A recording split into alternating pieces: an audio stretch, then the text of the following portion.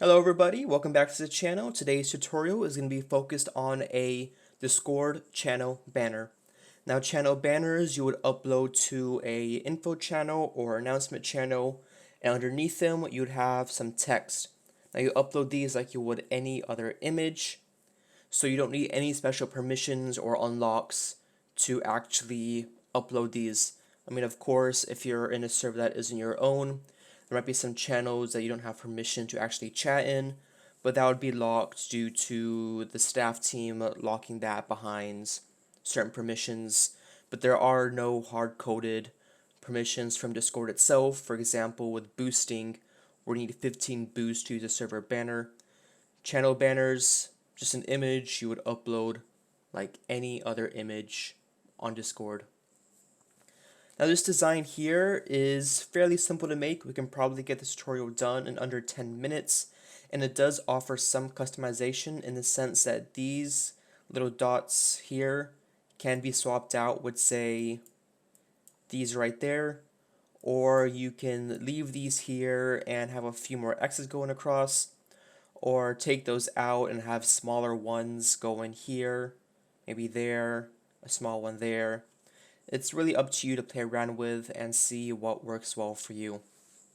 And lastly, before I actually get into the tutorial itself, this white stroke is completely optional. I personally think it looks better without the stroke there. But then keep in mind you're uploading to Discord, and with a black background, this might not show up as well as it would with that stroke there.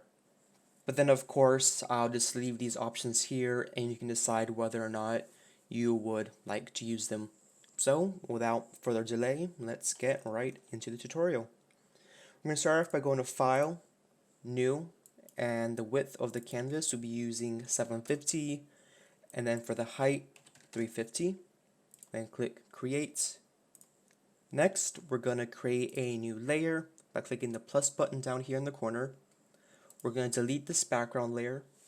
We're going to come over to our rectangle tool. We're going to make sure that fill is just a random color for now. We'll swap that in a moment. And stroke is non-existent. Now we're going to drop this down like so.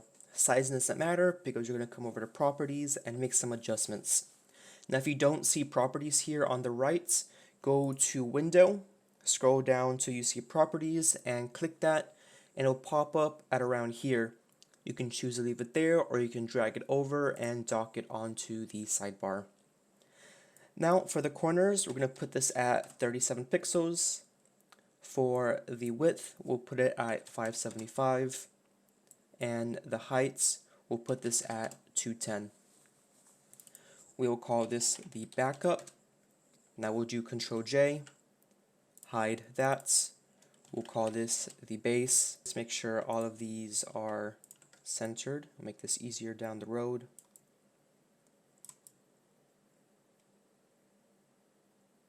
Perfect. There we go, rasterize layer style.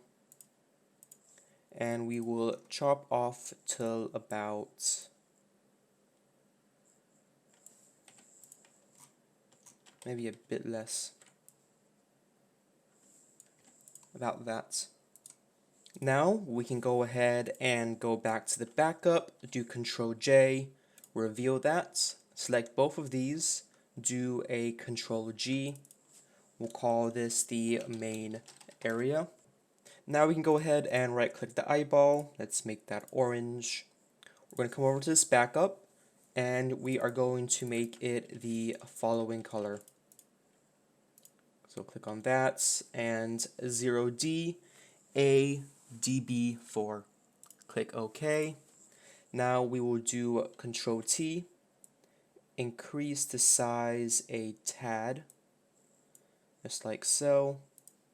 And we might be adjusting it a bit more in a moment. Let's leave that as is. We'll do right click, rasterize layer, go back to our marquee tool, highlight till about there, and click delete. So now it looks like it is a drop shadow of sorts of this main area. Now let's go ahead and call this the teal backdrop, or just the backdrop. Backdrop. We're going to come back to the space layer for a moment, go to blending options. We will go to gradient overlay. Make sure we are using the following colors. Yep, it's doing so. And let's put it at blend mode normal and the scale as such. That just gives us a little bit of a white area in the center.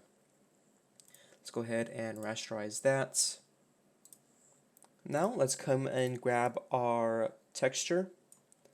We'll put this as an overlay at about 43%. Make sure it is clipped onto our base. We shall call this the texture. Let's do Control T and make a bit of adjustments. And we can leave that right there for the time being. Now this base area, we're going to create a copy of that by doing Control J on our keyboard while we're on that layer.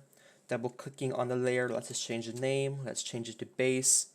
Let's take this original base, put it behind the backdrop, right click, blending options, stroke, and we want 4 pixels for the white stroke. And we'll call this the stroke layer. Now this is one of those layers that is optional, and if you don't want it, you can always just hide it. And if you do want it, just bring it back again. Okay, and now we can start work on the background itself. So we're going to come over to these chocolate drips, drag those in, do Control T, scale that down, and scale it down some more. And we can put those at about there for now. Let's right click, blending options, color overlay, and we will use the following color, 223843. Then click OK, and once again OK. And then just right click, rasterize layer style, and we will make sure this is lining up properly. Let's bring this down and clip that on, and we'll call this the Choco layer. Now we can bring in our mountains, and we'll do a similar thing as with the Choco layer. We'll just right click, blending options, color overlay, make sure we are using that same exact color, then rasterize layer style, clip that on, let's call that mounts, and let's move it down to about there in the center. That should be good. Now we will come and grab our trees, same thing, blending options, color overlay, and rasterize layer style. Clip that on, call this the trees, Control T on your keyboard, and let's scale this down to about there. And we'll put some trees in this corner, and then some in the other corner.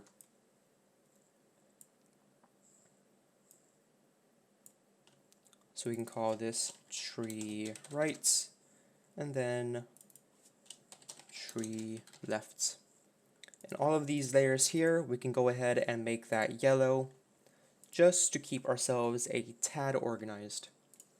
Next, we can go ahead and create a new layer, make sure it is clipped on, come over to a rectangle tool, no fill, stroke as white, 2 pixels, and we want the dotted stroke option.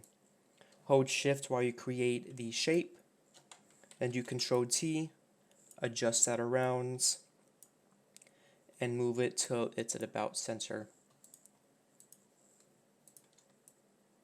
Just like that. Control J, clip that on. Let's move this to the other side as well.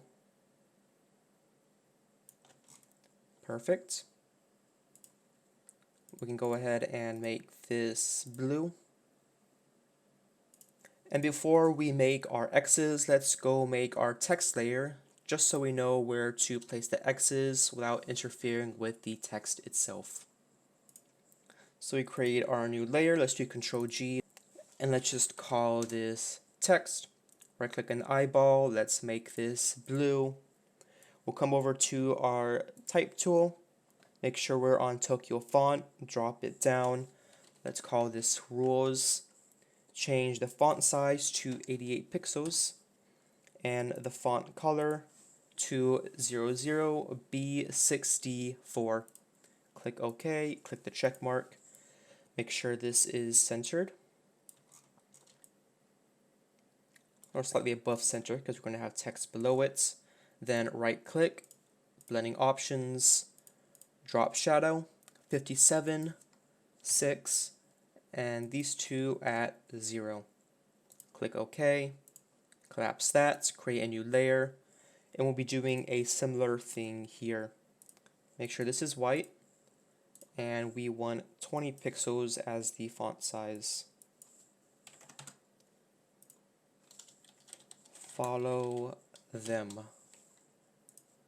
And we shall move that to the center, just like that.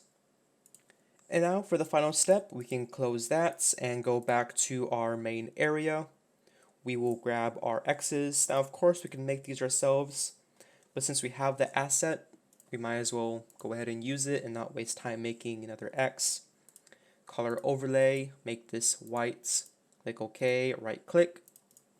Rasterize layer style, Control T, and drag that down. We can put one right there. Maybe a bit smaller. So one right there, Control J, Control T.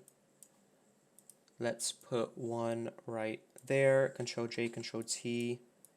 And then one more right over here. Let's make sure these are all clipped on, just for the sake of organization. Make these violets, X shape, and then X shape. And I almost forgot, one last quick step, go to blending options for the base, go to drop shadow, 57, 3, 0, and 3. Just to get a bit of drop shadow onto this area back here.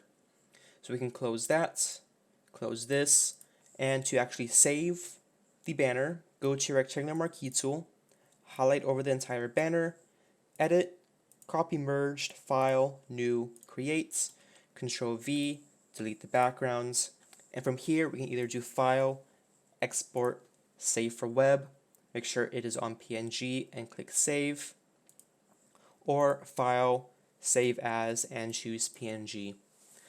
Thank you so much for watching this tutorial. I'm going to have another video popping up on screen now, unless it already popped up. And I hope you all have an awesome day.